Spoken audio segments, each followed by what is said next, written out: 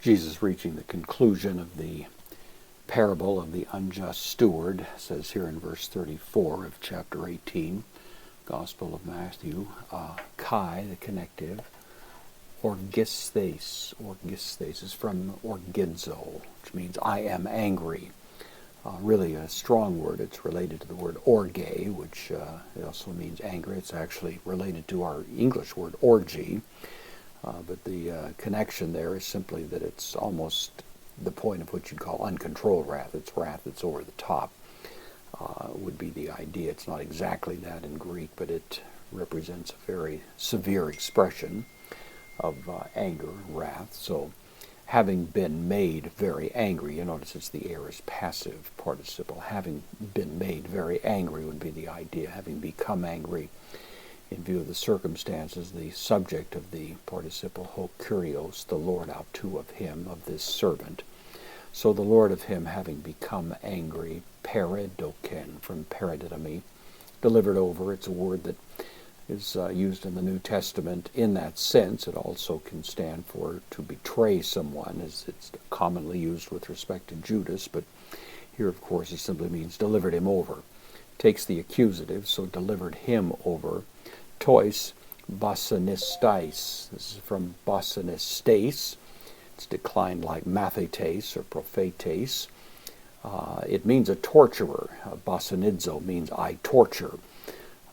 Actually, the practice of torturing someone in prison was not practiced in Jewish law, nor in Roman law for that matter, but certain Oriental despots did use that practice, and it seems that Jesus is incorporating that well-known practice here as he makes this point. So the Lord delivered him over to the torturers. Very strong idea. Haos, until, takes the genitive u, until such a time as.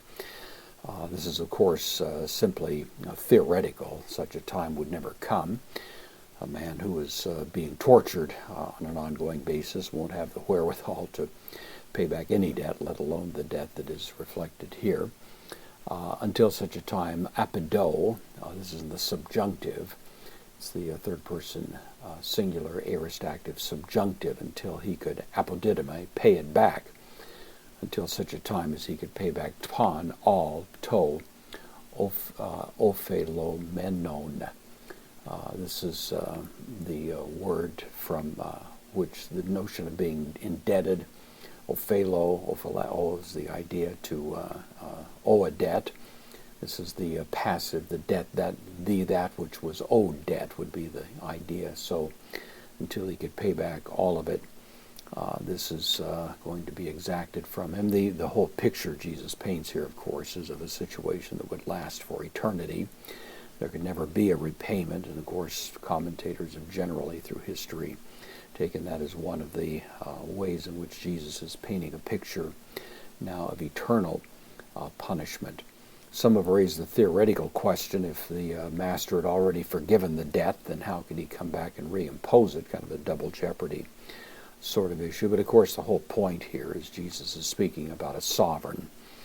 In terms of theology, it would simply be the idea that anyone who doesn't forgive others has never really come in humility to receive forgiveness himself, and thus there is going to be an exacting of such a person. The really implication of what Jesus says at the conclusion of the Lord's Prayer and is otherwise alluded to in Scripture.